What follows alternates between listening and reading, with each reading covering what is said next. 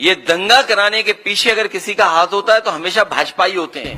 कन्नौज में एक गरीब को इन्होंने पकड़ा, भारतीय जनता पार्टी के कार्यकर्ता नेताओं ने, और उससे कहा कि हम तुम्हें 10,000 रुपए या 20,000 रुपए देंगे, तुम ये जानवर का ये मांस इस मंदिर में फेंक दो। वो बीजेपी का नेता साथ गया उस गरीब के, उसे कुछ पैसा दिया और मांस फेंकवाया, और उसका परिणाम ये हुआ कि वहां पर बड़ी पैमाने पे दंगा हो गया। पश्चिम बंगाल में कार्रवाई हो रही है, जांच हो रही है। पश्चिम बंगाल में जो दंगा बताया जा रहा है, जो हुई है घटना, उस पे कार्रवाई भी हो रही है, जांच भी हो रही है, कई लोग गिरफ्तार भी कर लिए गए हैं। लेकिन इसके साथ साथ याद रखिएगा एक बात, ये दंगा कराने के पीछे अगर किसी का हाथ होता है तो हमेशा भाजपा ही होते हैं। मैं अपने यहां का उदाहरण देना चाहता हूं, कन्नौज का। कन्नौज में एक गरीब को इन्होंने पकड़ा, भारतीय जनता पार्टी के कार्यकर्ता नेताओं ने, और उससे कहा कि हम तुम्हें 10,000 रुपए या 20,000 रुपए देंगे, तुम ये जानवर का ये मांस इस मंदिर में फेंक दो। वो गरीब घबरा गया, उसने कहा कि मैं ये काम नहीं कर सकता हूं, लेकिन बीजेपी के नेता ने कहा कि हम तुम्हारे साथ चलेंगे।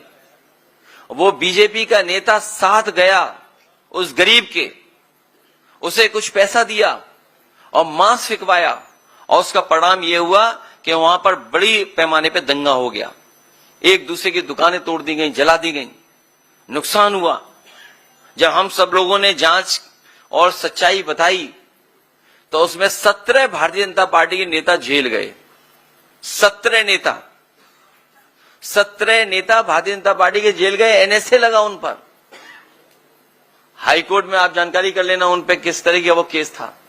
तो जहां इस तरह की घटना होती, भारतीय जनता पार्टी के लोग शामिल रहते हैं। भारतीय जनता पार्टी के लोग चाहते हैं कि इसी तरह का समाज में झगड़ा लगा रहे, जिससे वो राजनीतिक लाभ उठा लें।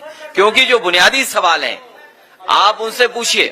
अगर ये हमें, आज तो साइंस है, आज तो एस्ट्रोनॉमी है, आज तो साइंस है ना हमारे आपके बीच में, और हमारे आपके पास न जाने कितने ऐप हैं जहां पे अगर मैं कोई बात कहता हूं तो वो आप जानकारी कर लेंगे, सच्चाई आ जाएगी सामने। चैट जीपीटी है मान लीजिए, और भी प्लेटफॉर्म हैं। आप मुझे बताइए, ये जो कुंभ में ये फैलाया गया था, कितने वर्ष वाला फैलाया था, कितने वर्षों बाद हो रहा है, बताइए कहां से ये लेकर के आए थे। भारतीय जनता पार्टी छीनने की राजनीति करती है। भारतीय जनता पार्टी छीनने की राजनीति करती है, आपसे कुछ छीन ले, उसका ये बाकायदा प्रोग्राम बनाते हैं।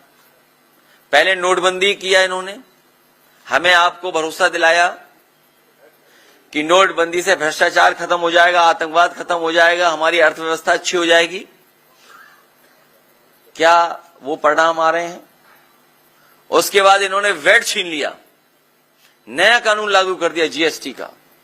जिस तरह से आजादी का जश्न मना था, उसी तरह जीएसटी का जश्न मनाया गया। और आप जान लीजिए कितने संशोधन जीएसटी में हो चुके हैं। व्यापार बर्बाद हो गया, व्यापार छीन लिया इन्होंने बहुत लोगों का, कारोबार छीन लिया इन्होंने।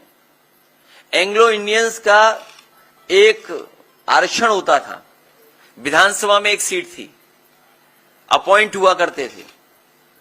दिल्ली में लोकसभा में भी सीट थी। एंग्लो इंडियंस का इन्होंने आरक्षण छीन लिया। ये जो जगह जगह वाइस चांसलर अपॉइंट कर रहे हैं ये लोग, या आयोग वगैरह में अपने लोग बैठा रहे हैं, ये सब आरक्षण छीन रहे हैं लोग। बौद्ध धर्मों का इन्होंने बहुत से स्थानों को छीन लिया। हाल ही में आपने देखा होगा जैन धर्म के लोग पूरे आंदोलित हैं। जो सत्य अहिंसा का, करुणा का रास्ता दिखाते हैं, उन्हें सड़कों पे आना पड़ा। वो इसलिए आना पड़ा कि उनके मंदिर की जमीन छीन रही है बीजेपी।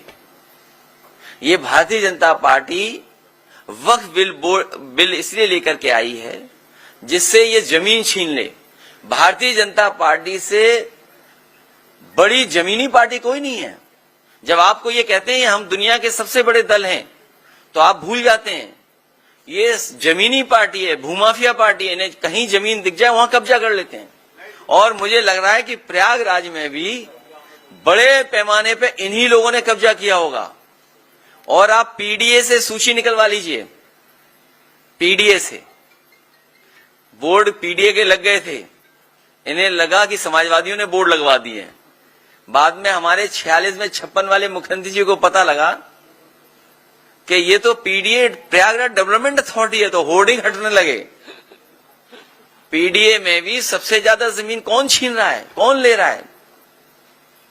ये भूमाफिया पार्टी है भारतीय जनता पार्टी। इन्होंने तालाब, सरकारी जमीन, झगड़े की जमीन, पुलिस के दबाव को बना करके, और बहुत सारे जो यहां पर घटनाएं हुई हैं, बहुत सारी प्रयागराज की जो घटनाएं हुई हैं, अंतर्राष्ट्रीय स्तर पे, देश के स्तर पे जब कभी भी सच्चाई आएगी सामने, तो ये भारतीय जनता पार्टी के भूमाफिया नेता और उनके लोग ही निकलेंगे। बीजेपी के सांसद हैं, उन्होंने ये कहा है कि देश में जो धार्मिक उन्माद फैल रहा है इसके लिए सुप्रीम कोर्ट जिम्मेदार है। हालांकि बीजेपी ने इससे किनारा कर लिया उनके बयान से, उनका अपना निजी बयान बताया। सच्चाई तो ये है, धार्मिक उन्माद और जातियों का झगड़ा या जातियों के बीच में एक दूसरे के प्रति विश्वास न रहना, ये बढ़ाने का काम कोई कर रहा है तो वो भारतीय जनता पार्टी है।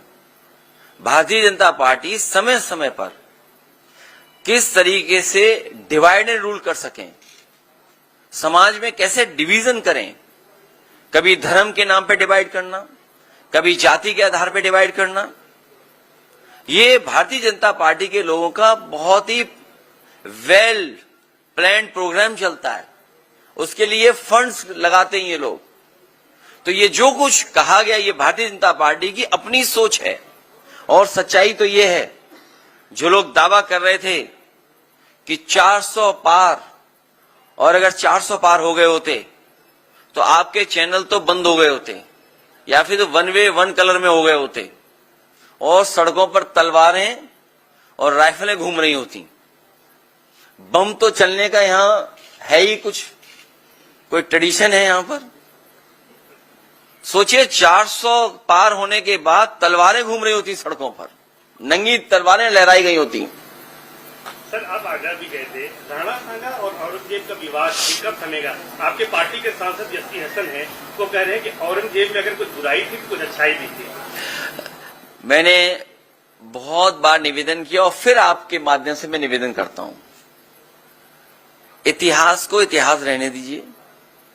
जो इतिहास हमारी प्रोग्रेस को रोकता हो, जो इतिहास हमारे आपके बीच में मनमुटाव पैदा करता हो, एक दूसरे को ऊंचा नीचा दिखाने के लिए ऐसा इतिहास हो, उस इतिहास को इतिहास ही रहना चाहिए, उस पर चर्चा नहीं करनी चाहिए।